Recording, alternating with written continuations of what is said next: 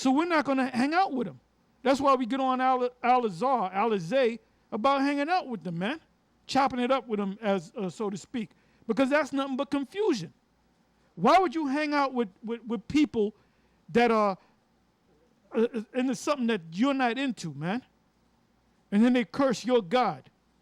Don't you know there was, you can get that for me, don't you know there was a Israelite man whose mother was an Israelite and his father was an Egyptian? And they had a little striving. This was during the time of the children of Israel coming out of Egypt, and he cursed the Most High. So what they did was they put him in ward. If you can get it, you get it. If not, I'll find it. All right.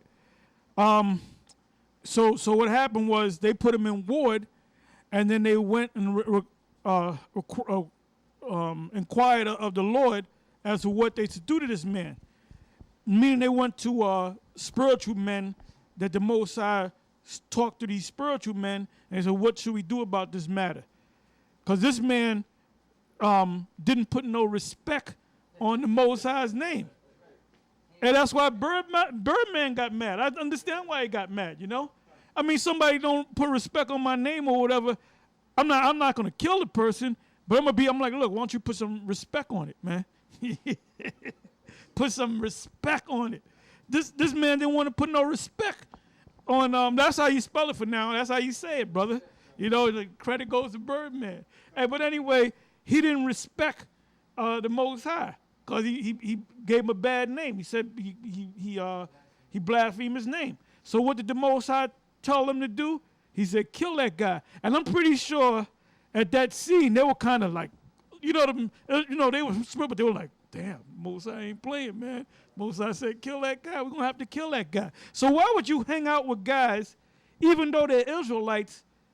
Why would you hang out? There's no way in the hell I'm going to hang out with a dude that calls on the name of Yahweh. There's no way I'm going to hang out with a nigga like that, man. Or Yeshaya. Because that's not the Most High's name. This is Leviticus 24:10. And the son of an Israelitish woman, whose father was an Egyptian, went out among the children of Israel. So what happened was, when they were in Egypt, you had Egyptians or Mizraim, the people of Mizraim, getting with our women. And then you had Israelite men getting with Mizraim women or Egyptian women or Kemet women, man. You know how Jake is, man. And then she had a son by this man. And when they went out into the wilderness, you know, she was an Israelite, so she took her son, which was a heathen, a mamzer, into, can we use that word?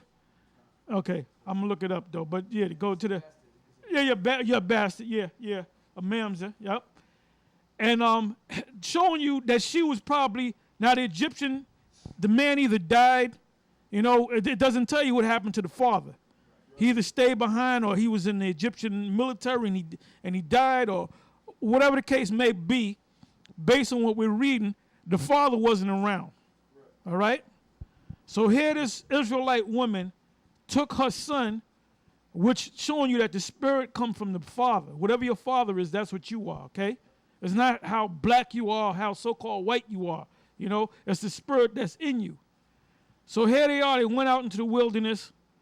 Went through the sea, the Suez, that was the Suez Canal, and they went into the wilderness, and this was the beginning of them going into the wilderness. So the first generation was there, and you know, he was so-called hanging out and chilling, chopping it up with other Israelites, and they all knew that the name of the Most High, Yahweh, because Moses done taught them. But before Moses taught them, they knew before that the Most High's name was Yahweh.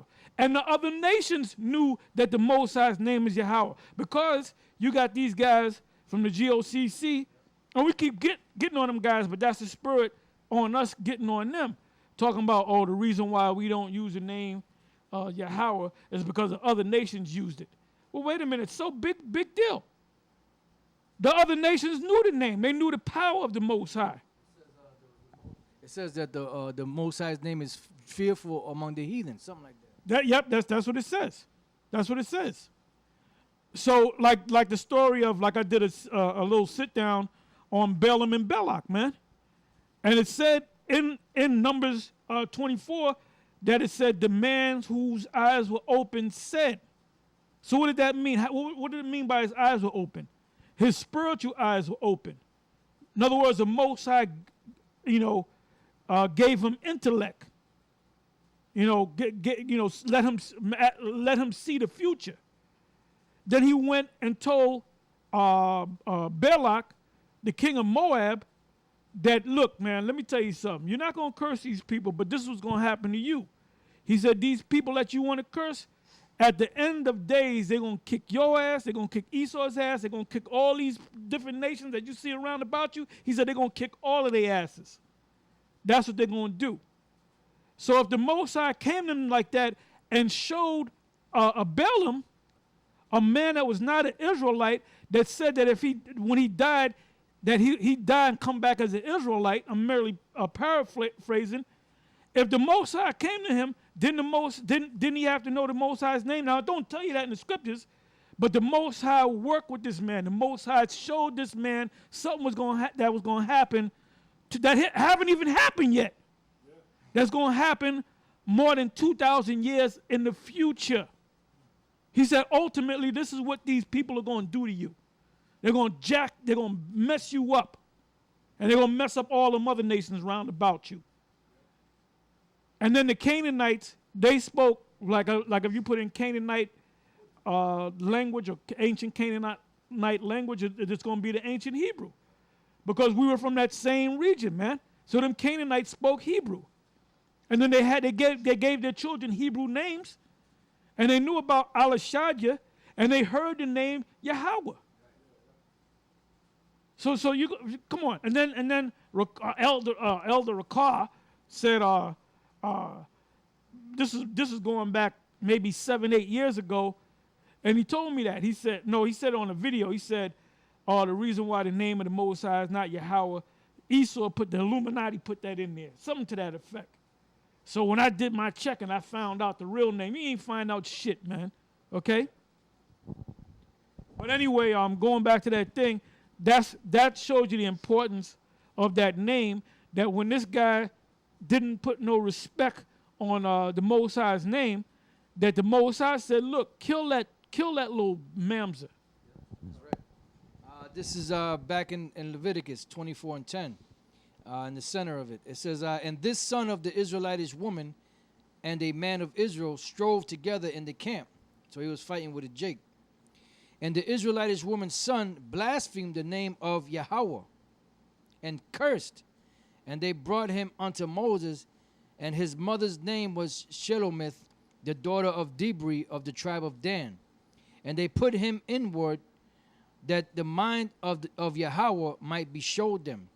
And Yahweh spake unto Moses, saying, bring forth him that hath cursed without the camp, and let all that heard him lay their hands upon his head, and let all the congregation stone him. And thou shalt speak unto the children of Israel, saying, whosoever curseth his power shall bear his sin. And he that blasphemeth the name of Yahweh, he shall surely be put to death. And all the congregation shall certainly stone him, as well the stranger as he that is born in the land. When he blasphemeth the name of Yahweh, shall he be put to death. So put some spec on the Most High's name. And I think that guy's back. I think I know who he is, too. All right. So, as Pastor Tar went over in the book of Acts 11 chapter, dealing with Cornelius in Acts 10 chapter, where it spoke about there's an unlawful thing that of a man that is a Jew to keep company of one that is of another nation, which Lord's will, we get a chance, we're going to go over that word. But I just want to go here to the book of Habakkuk, because see, that's where the misconception comes. But the Lord set it up that way because the Lord has stumbling blocks, in the scriptures, for those that he doesn't want to get the understanding. Yeah, he said it's a mystery. Yep. What is that? Colossians 1:27, the mystery that is among the Gentiles, among the Israelite foreigners. That's right. And this is the book of Habakkuk, chapter 1, verse 5. It says, behold thee among the heathen, and regard and wonder marvelously.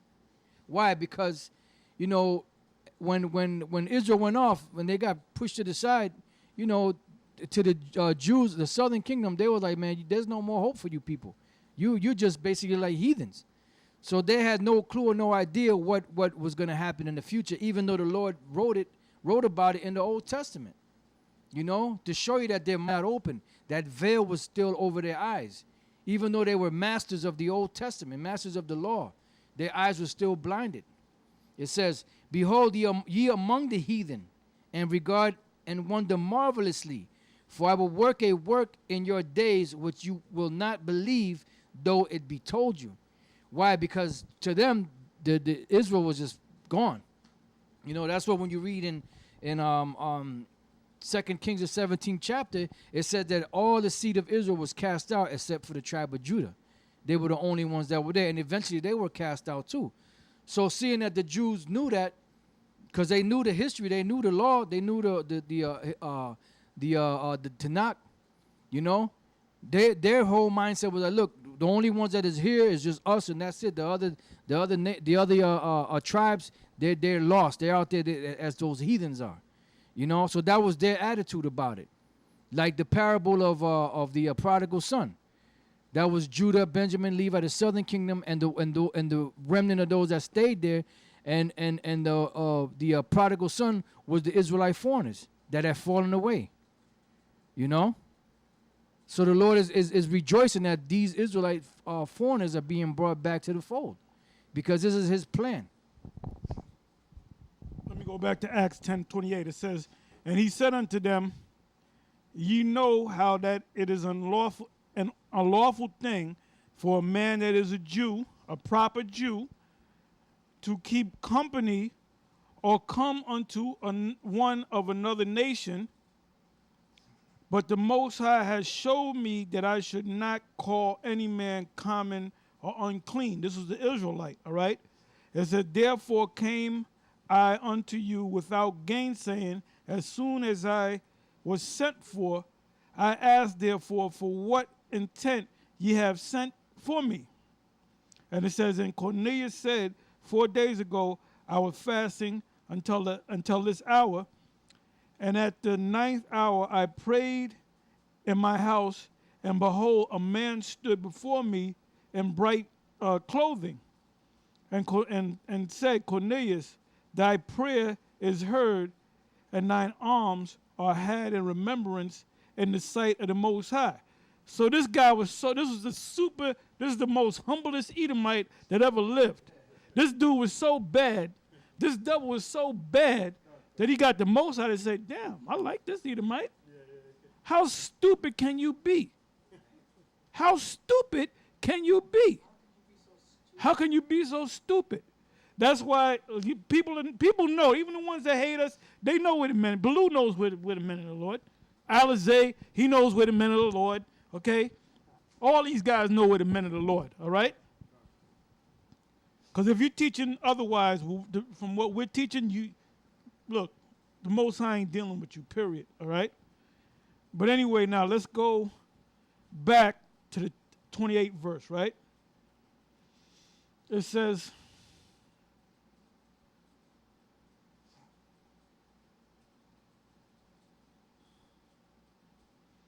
okay, which we broke this down before. Another nation, right? And the other nation is Alophulos. And it's a compound word, right? It means foreigner, right? Let me go to the compound word.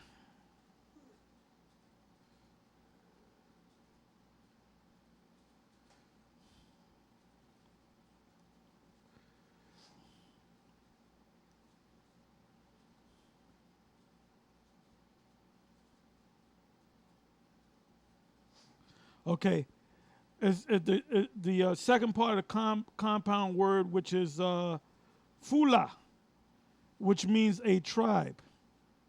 In the New Testament, all persons descending from one of the 12 sons of the patriarch Jacob, a nation people. Let me read that again.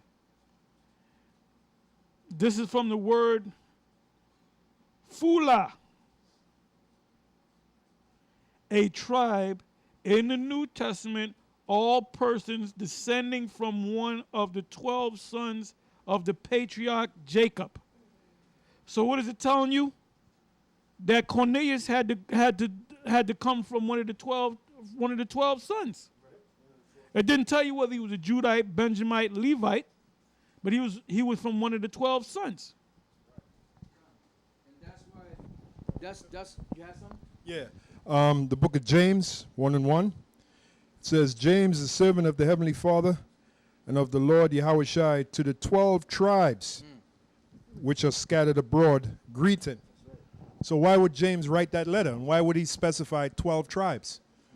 Because even now we taught, even back in the school, the old school, it was taught that the 10 tribes came over here. But what was not taught was there was a scattering of the rest of the tribes still hanging around Jerusalem and outside of Jerusalem. If that's not the case, James wouldn't have wrote that. He wouldn't have wrote to the 12 tribes which are scattered abroad, greeting. He clearly says 12 tribes. Not just Judah, Benjamin, and Levi. That's right. Yeah, and that's why this is written, Isaiah 11 and 13. The envy also of Ephraim shall depart, and the adversaries of Judah shall be cut off. Ephraim shall not envy Judah, and Judah shall not vex Ephraim. Because that's what it was going on. It was a vexation, because the Jews weren't allowing the other Israelites to come into the fold. And what about Anna, the prophetess? Well, she was called a prophetess. Her father was of the what? Of the tribe of Asher. That's located in the book of Luke. All right, so going back to Psalms 106 and 37.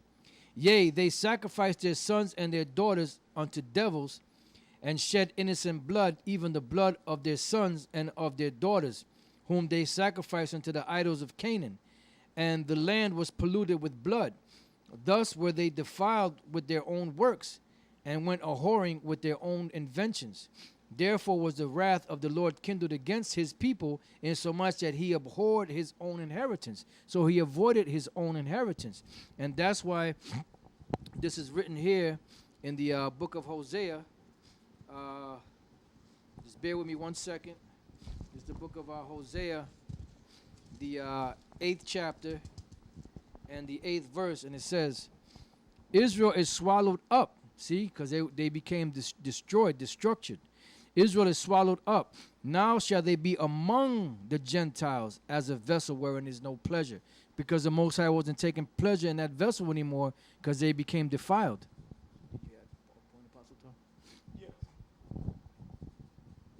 This is 1 Peter 1, verse 1. It says, and this was after it was established that these Gentiles were allowed to come in, which were Israelites, all right? 1 Peter 1, verse 1. It says, Peter, an apostle of Yahushai, Mashiach, to the strangers scattered throughout Pontus, Galatia, Cappadocia, Asia, and Bithynia. Now, if you look up the word stranger, right? It's from G3927, right? And it says, Paripadimos, which means one who comes from a foreign country into a city or land to reside there by the side of the natives. A stranger, sojourning in a strange place, a foreigner. So when Peter was when he said what he said in 1 Peter 1, verse 1, and he called them strangers, he was talking about Israelites that were outside of Jerusalem, or outside the so-called land of Canaan, that came in. And then you had Israelites that knew that they were Israelites that were born in foreign lands that came to keep the Passover, like the account in, Acts, the 2nd chapter. That was talking about Israelites that were living in other lands. Like you had the what you call the Greek Jews, the Hellenized Jews. They were living in Greece and Egypt, but they knew that they were Israelites. Their first language could have been whatever language, whatever land that they were born in, but they knew some broken Hebrew, and they knew to come together 3 times out of the year, and that was to Jerusalem to keep the feast. But then you had another group of Israelites that didn't know that they were Israelites, and they saw what was going on in Jerusalem and those surrounding areas. And then when Paul and them went to the other